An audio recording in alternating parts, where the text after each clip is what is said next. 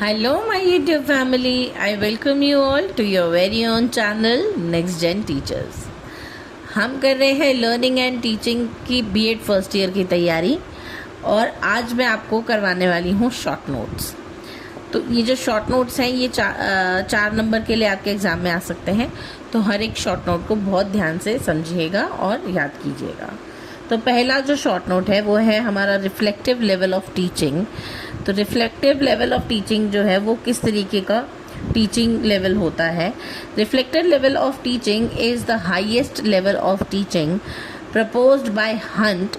It emphasizes critical thinking, problem solving and independent learning. तो reflective level of teaching जो है ये learners के अंदर क्रिटिकल थिंकिंग पैदा करता है, प्रॉब्लम सॉल्विंग स्किल्स पैदा करता है और इंडिपेंडेंट लर्निंग करने में ये हेल्प करता है। इसके फीचर्स हैं लर्नर सेंटर्ड अप्रोच। पहले तो यहाँ पर जो है लर्नर जो है वो एक्टिव होता है, तो ये लर्नर सेंटर अप्रोच होती है। Encourages critical and creative thinking, इसमें क्रिटिकली सोचने के लिए और क्रिएटिविटी दिखाने के लिए जो है मौका मिलता है। Based on problem solving, develops reasoning ability, students actively participate. तो इसके अंदर जो है स्टूडेंट्स एक्टिवली पार्टिसिपेट करते हैं इस तरीके की लर्निंग में, टीचिंग एंड लर्निंग प्रोसेस में, जिसके अंदर लर्नर जो है वो एक्टिव होता है और क्रिटिकली थिंकिंग और क्रिएटिव थिंकिंग के लिए इसके अंदर जो है बच्चे टीचिंग और लर्निंग का प्रोसेस करते हैं, राइट। और यहाँ पर जो है ये एक लर्नर सेंटर्ड अप्रोच होती है, ना कि टीचर सेंटर्ड अप्रोच। तो टीचर ये ध्यान रखती है कि हर एक बच्चे को अगर किसी तरीके की नॉलेज दी जा रही है तो वो उस नॉलेज को ग्रैब करें और उससे अपनी क्रिटिकल थिंकिंग को इन्हांस करें, क्वेश्चंस पुट अप करें और इक्वली पार्टिसिपेट करें, ठीक है जी। इसका कंक्लूजन है reflective teaching helps learners analyse situations and arrive at logical conclusions independently. तो रिफ्लेक्टिव टीचिंग के अंदर लर्नर्स को हेल्प किया जाता है कि वो सिचुएशंस को एनालाइज करें और एक लॉजिकल कंक्लूजन पर आएं इंडिपेंडेंटली, वो भी। नेक्स्ट है हमारा अटेनमेंट मॉडल। इसकी जो डेफिनेशन है वो है concept of attainment model was developed bye Jerome Bruner. It help learners understand concepts through examples and non examples. तो अटेनमेंट मॉडल जो है वो लर्नर्स को हेल्प करता है कि कुछ एग्जांपल्स देकर के नॉलेज देने में और कुछ नॉन एग्जांपल्स देकर के। तो ये जो अटेनमेंट मॉडल है ये दिया गया था जेरोम ब्रूनर के द्वारा। इसके अंदर it develops analytical thinking, uses examples and non-examples, encourages active participation, improves classification skills, promotes concept formation। तो ये सारी चीज़ें जो हैं ये अटेनमेंट मॉडल में होती थी कि एक तो बच्चों की क्रिटिकल थिंकिंग एनहांस करते थे और बच्चों को कोई भी टॉपिक समझाना है वो एग्जाम्पल और नॉन एग्जाम्पल्स की हेल्प से समझाया जाता है। इसके अंदर जो है स्टूडेंट एक्टिवली पार्टिसिपेट करते हैं इस तरीके के मॉडल में भी, राइट। तो कंक्लूजन है इसका, the model is useful for developing conceptual understanding and reasoning skills. इसके अंदर बच्चे जो है रीजनिंग स्किल्स भी अपने डेवलप करते हैं। नेक्स्ट शॉर्ट नोट है हमारा mastery learning. Now mastery learning के अंदर क्या होता है, ये बेंजामिन ब्लूम के द्वारा दिया गया था। ये जो मॉडल था मास्टरी लर्निंग मॉडल जो है बेंजामिन ब्लूम के द्वारा दिया गया था और इसके अंदर जो है स्टूडेंट जो है अचीवमेंट के रूप में मास्टरी कर लेते हैं किसी भी एक टॉपिक के ऊपर, जिसके अंदर एडिक्वेट टाइम दिया जाता है बच्चों को और प्रॉपर इंस्ट्रक्शंस दिए जाते हैं ताकि बच्चे जो है हर एक टॉपिक को इतना प्रॉपरली याद कर सकें कि उस टॉपिक के अंदर उनको मास्टरी हासिल हो जाए। फीचर्स के हैं clear learning objectives, continuous assessment, feedback and remediation, individualisation learning, focus on mastery. तो मास्टरी का मतलब कि बच्चे जो हैं वो हर एक टॉपिक को बहुत अच्छे से समझ सकें और याद कर सकें। उसके लिए बच्चों को एडिक्वेट टाइम भी दिया जाता था और एप्रोप्रिएट इंस्ट्रक्शंस भी दिए जाते थे, जिससे कि प्रॉपर इंस्ट्रक्शंस से और अच्छे खासे टाइम की हेल्प से जो है बच्चे टॉपिक को बहुत अच्छे से समझ पाएँ, उसमें मास्टरी हासिल कर पाएँ। नेक्स्ट है हमारा इंक्वायरी ट्रेनिंग मॉडल। इसकी डेफिनेशन है, the inquiry training model was developed by Richard Suchman to develop inquiry and problem solving skills. तो इंक्वायरी ट्रेनिंग मॉडल जो है वो रिचर्ड सचमैन के द्वारा दिया गया था और इसके अंदर जो है बच्चे इंडिपेंडेंटली इन्वेस्टिगेट करके या फिर क्वेश्चंस पूछ करके जो है अपनी नॉलेज को बढ़ाते हैं और नई नई चीज़ों को सीखते हैं। It develops scientific attitude, promotes critical thinking, learner centered होती है ये। It enhances reading skills। तो इसका जो conclusion है वो ये है कि inquiry teaching helps students learn through exploration and discovery। इसके अंदर भी जो है इस मॉडल में भी बच्चे जो हैं वो एक्टिव होते हैं, ना कि सिर्फ इंफॉर्मेशन लेने के लिए पैसिव मोड में बैठते हैं। बच्चे एक्टिवली पार्टिसिपेट करते हैं इंक्वायरी मॉडल में भी। अगर उनको कुछ नहीं समझ आता या अगर किसी तरीके का कोई डाउट होता है उनके मन में तो वो क्वेश्चंस पुट अप करते हैं टीचर्स को, राइट। नेक्स्ट है हमारा Glaser's basic teaching model. It was developed by Robert Glaser. It provides a systematic framework for effective teaching and learning. Components of the model क्या है? एक तो instructional objective, entering behaviour, instructional procedure and performance assessment. तो ये सारे जो हैं इसके कंपोनेंट्स हैं इस मॉडल के। तो ग्लेसर बेसिक टीचिंग मॉडल के अंदर क्या था कि ये एक फ्रेमवर्क की तरह दिया गया था, एक सिस्टमैटिक प्रोसेस है जिसके अंदर पहले तो इंस्ट्रक्शनल ऑब्जेक्टिव्स देखे जाते हैं कि clearly defines learning objectives are set before teaching. पढ़ाने से पहले टीचर जो है वो अपने लर्निंग ऑब्जेक्टिव्स को सेट कर लेती हैं। उसके बाद में एंटरिंग बिहेवियर, टीचर जो है क्लास में एंटर करने के बाद में ये असेस करती है कि बच्चों को प्रायर नॉलेज कितनी है और क्या वो अगर अगला टॉपिक शुरू करने से पहले बच्चों को जांचे, बच्चों से सवाल पूछें कि उनको पिछला कितना याद है उस टॉपिक के बारे में। तो अगर बच्चे उस बारे में बता देते हैं तभी टीचर नेक्स्ट टॉपिक अपना शुरू करती है। तो ये एंटरिंग बिहेवियर पे डिपेंड करता है। नेक्स्ट है हमारा इंस्ट्रक्शनल प्रोसीजर्स। इंस्ट्रक्शनल प्रोसीजर्स में क्या होता है? एप्रोप्रिएट टीचिंग मेथड होता है और स्ट्रेटजीज होती हैं जो कि यूज़ की जाती हैं टीचिंग लर्निंग प्रोसेस के लिए। टीचर जो है वो पहले से ही डिसाइड करके रखती है कि बच्चों को किस टीचिंग टेक्निक से, किस टीचिंग स्ट्रैटेजी से पढ़ाना है। नेक्स्ट है परफॉर्मेंस असेसमेंट। अब टीचर ने जब बच्चों को पढ़ा दिया, टॉपिक समझा दिया, उसके बाद में टीचर जो है वो लर्निंग आउटकम्स को इवैल्यूएट करती है, जिसे हम परफॉर्मेंस असेसमेंट कहते हैं। यहाँ पर टीचर दोनों चीज़ें देखती है कि बच्चों को कितना समझ में आया पढ़ाया हुआ।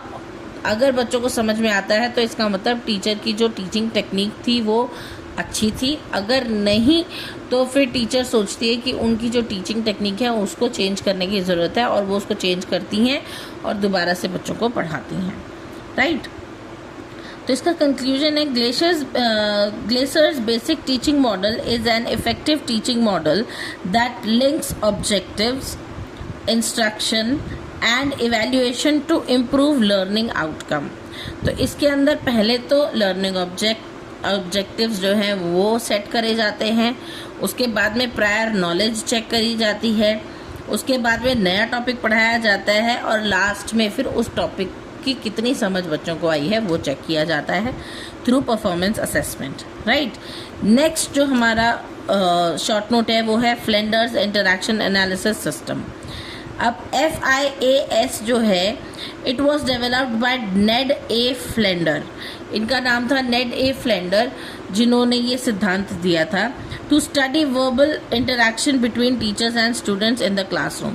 क्लासरूम के अंदर टीचर और बच्चों के बीच में क्या बात होती है, किस तरीके से वो बात होती है और किस तरीके से टीचर जो है उसको पॉजिटिव वे में लेती है या नेगेटिव वे में लेती है, वो उसका जो है एक प्रॉपर ऑब्जर्वेशन होता है, एनालिसिस होता है, जिसके लिए 10 कैटेगरी दी गई है।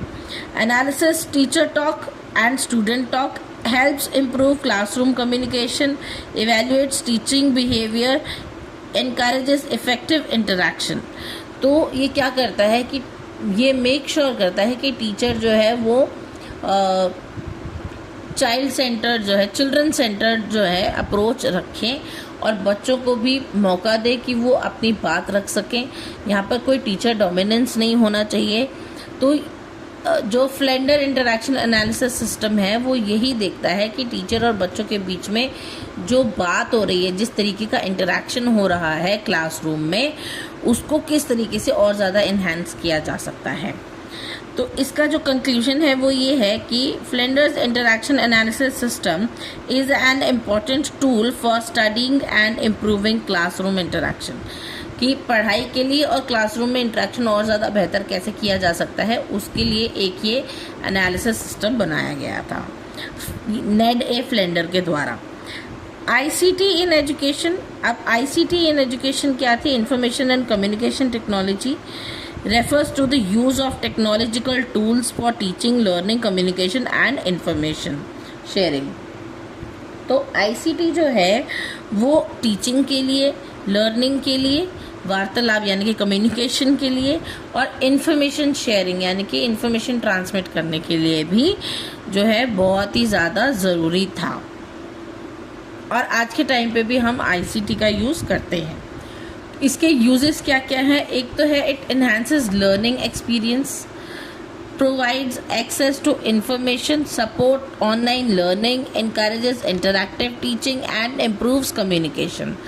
तो आईसीटी की वजह से जो है बच्चों की कम्युनिकेशन इम्प्रूव होती है, टीचिंग के साथ में जो है इंटरेक्शन ज़्यादा अच्छा होता है, बच्चे अच्छे से पढ़ पाते हैं, बच्चों को जो इन्फॉर्मेशन रिक्वायर्ड होती है वो हमें जो है टेक्नोलॉजी से प्रोवाइड हो जाती है, वो उसका एक्सेस हमें मिल जाता है। और सपोर्ट ऑनलाइन लर्निंग, कि अभी भी जिस तरीके से आप मेरी वीडियोस देख कर के पढ़ रहे हो वो भी एक ऑनलाइन का ही ज़रिया है, राइट। इसका कंक्लूजन है ICT makes teaching learning more effective, flexible and learner centred. तो आईसीटी जो है वो एक इफ़ेक्टिव और फ्लेक्सिबल तरीके की लर्निंग प्रोवाइड करता है, टीचिंग लर्निंग प्रोवाइड करता है। फॉर एग्ज़ाम्पल अभी मैं इस समय पर जो है वीडियोस बना रही हूँ, आपको पढ़ा रही हूँ, और जब आपको अवेलेबिलिटी होगी, जब आपको थोड़ा सा टाइम का अच्छा एक्सेस होगा, तो आप क्या करेंगे, तब आप मेरी वीडियो ये आराम से देख पाएंगे।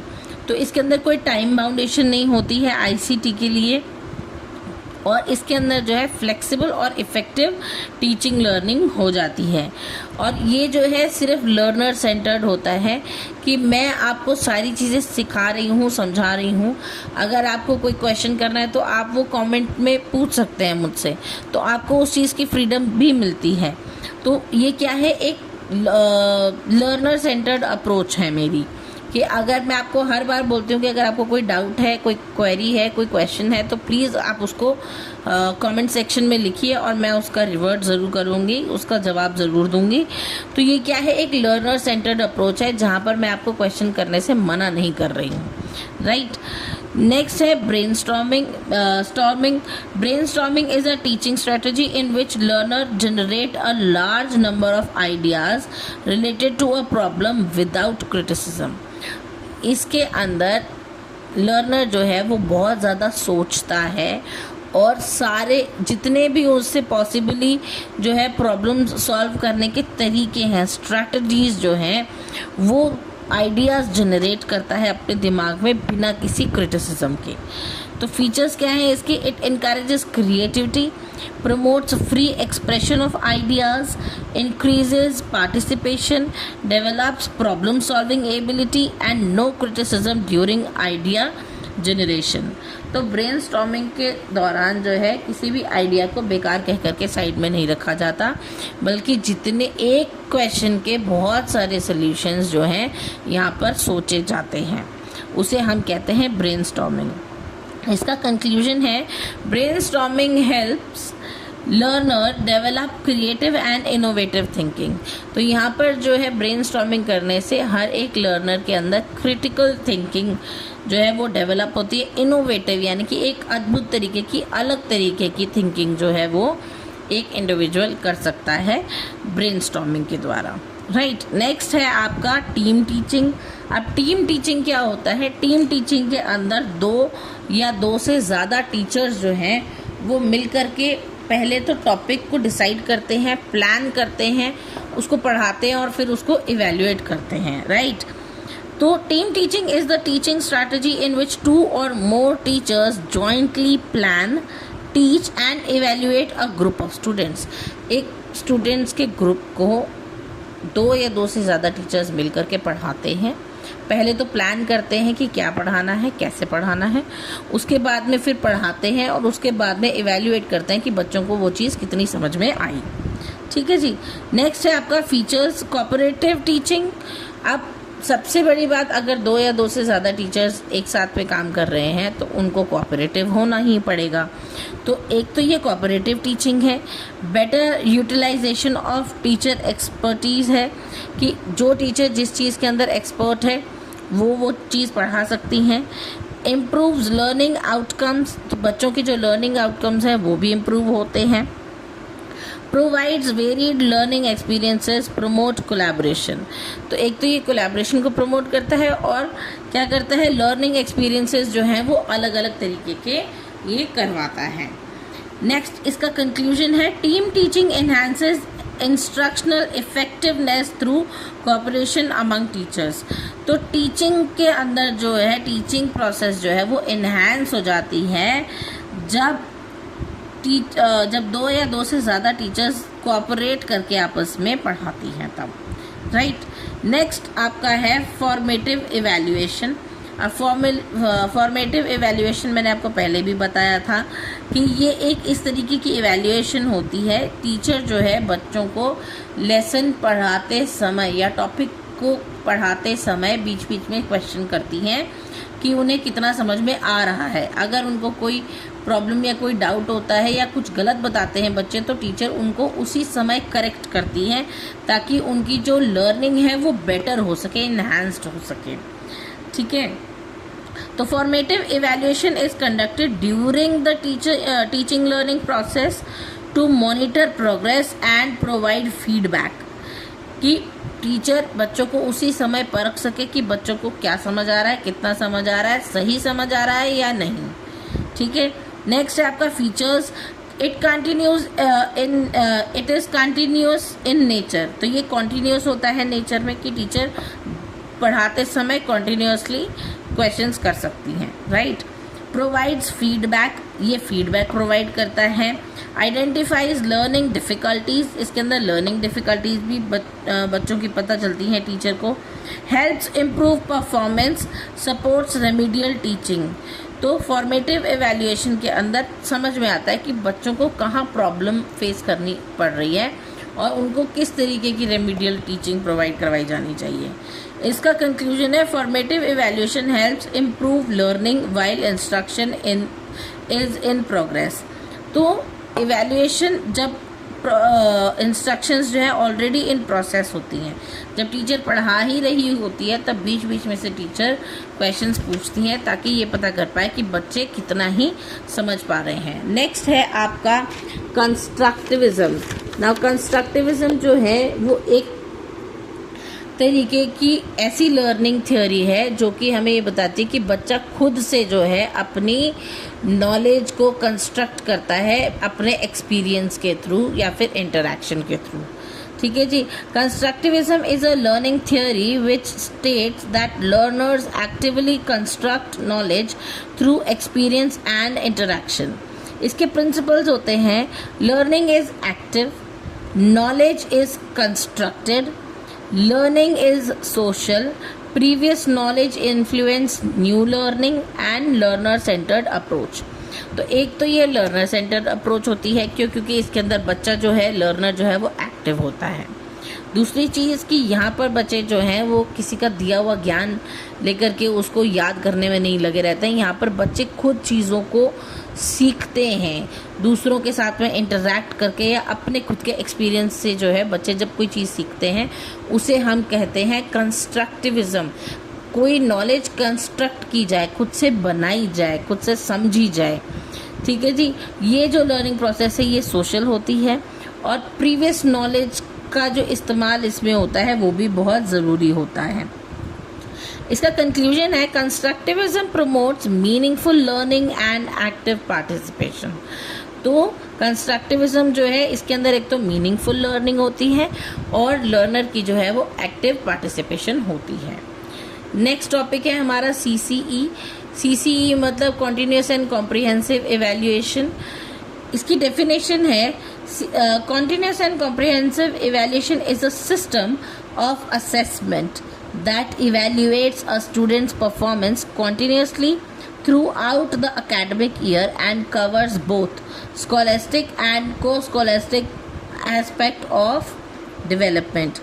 तो CCE के अंदर ये है एक कॉन्टीन्यूस प्रोसेस है जो कि पूरा साल जो है टीचर बच्चों को ऑब्जर्व करती है कि बच्चा पढ़ाई में कैसा कर रहा है, खेल कूद में या और जो अदर एक्टिविटीज़ हैं उसमें कैसा परफॉर्म कर रहा है। तो ये सारी चीज़ों का जो है टीचर जब इवैल्यूएशन करती है उसको हम कहते हैं CCE।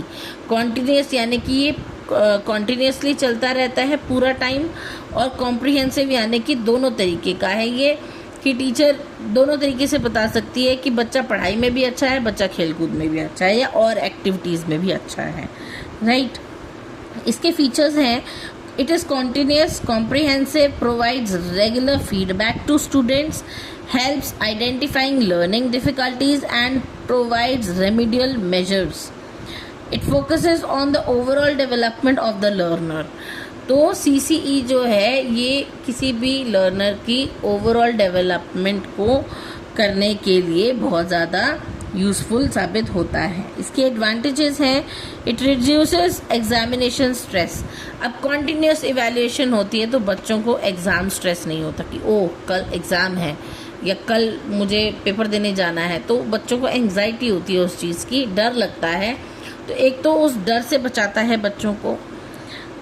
इनकरेजेस कॉन्टीन्यूस लर्निंग, बच्चों को कंटिन्यू कुछ न कुछ याद करने के लिए, कुछ नया याद करने के लिए जो है प्रेरित करता है। Improves students performance through timely feedback, समय से मिले फीडबैक की वजह से बच्चे जो अपने अंदर सुधार करते हैं उससे बच्चों की जो है नॉलेज अच्छी बिल्ड होती है। नेक्स्ट है इट प्रमोट्स होलिस्टिक डेवलपमेंट, ये ओवरऑल डेवलपमेंट जो है बच्चों की उसको प्रमोट करता है।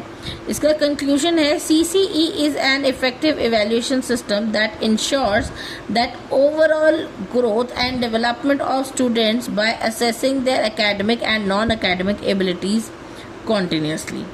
तो इसके अंदर बच्चों की एकेडमिक और नॉन एकेडमिक जो एक्टिविटीज़ हैं उनको असेस किया जाता है कॉन्टीन्यूसली, उनको इवैल्यूएट किया जाता है और बताया जाता है कि बच्चा कितना ही अच्छा पढ़ रहा है, और उसी समय फीडबैक दिए जाते हैं ताकि अगर बच्चा कुछ गलत भी कर रहा है तो उसे वो सही कर सके। नेक्स्ट है आपका मेजरमेंट। ना डेफिनेशन इसकी है measurement is the process of assigning numerical values to a learner's performance. तो मेजरमेंट जो है वो लर्नर की परफॉर्मेंस के लिए दिए गए मार्क्स, दिए गए नंबर्स को जो है रिप्रेजेंट करता है अकॉर्डिंग टू स्पेसिफिक रूल्स। जिस तरीके के रूल्स दिए जाते हैं उसी तरीके के वो बच्चे को नंबर प्रोवाइड करता है। फॉर एग्जांपल आपका एग्ज़ाम जो है 80 मार्क्स का आता है तो आपको 80 मार्क्स के अकॉर्डिंगली ही हर क्वेश्चन के अकॉर्डिंग आपको मार्क्स मिलेंगे। ऐसा नहीं है कि एग्जामिनर आपको 80 में से, अगर आपने बहुत अच्छे आंसर्स लिखे हैं तो एग्जामिनर आपको 80 में से 100 मार्क्स दे देगा, नहीं ऐसा नहीं है। या फिर आपने अटेम्प्ट किया है आंसर लेकिन आपको उसके आंसर के लिए जो है जितने मार्क्स आपके बनते हैं वो भी आपको ना मिले, तो ये अनफेयर चीज़ जो है वो भी नहीं होती है आपके साथ। तो इसीलिए एक मेजरमेंट जो है वो बहुत ज़रूरी होता है, ताकि पता चल सके कि बच्चा कितना याद कर रहा है, कितनी चीज़ों को समझ रहा है, उसकी जो लर्निंग ऑब्जेक्टिव्स हैं वो अच्छे से अचीव कर पा रहा है या नहीं, राइट। इसके फीचर्स होते हैं, एक तो ये क्वांटिटेटिव होता है in nature and it provides scores, objective process, basis for assessment and evaluation, measures achievement। तो एक तो ये क्वांटिटेटिव होता है, क्वांटिटी के हिसाब से होता है, मार्क्स के अकॉर्डिंगली होता है, और एक ये जो है कॉन्टिन्यूस असेसमेंट होती है, इवैल्यूएशन होती है, जिससे कि जो है बच्चों को पता चल सकता है कि बच्चे जो हैं कितना अच्छा पढ़ रहे हैं, कितने अच्छे ग्रेड्स जो हैं बच्चे ला सकते हैं, उनका जो लर्निंग आउटकम है वो कैसा है। इसका कंक्लूजन है, it provides numerical information about learning outcome. तो लर्निंग आउटकम के लिए एक नंबर प्रोवाइड करता है कि बच्चे को इतना % जो है ये टॉपिक क्लियर हो चुका है, राइट। तो ये था आपका आज का शॉर्ट नोट्स का वीडियो। आई होप आपको अच्छा लगेगा।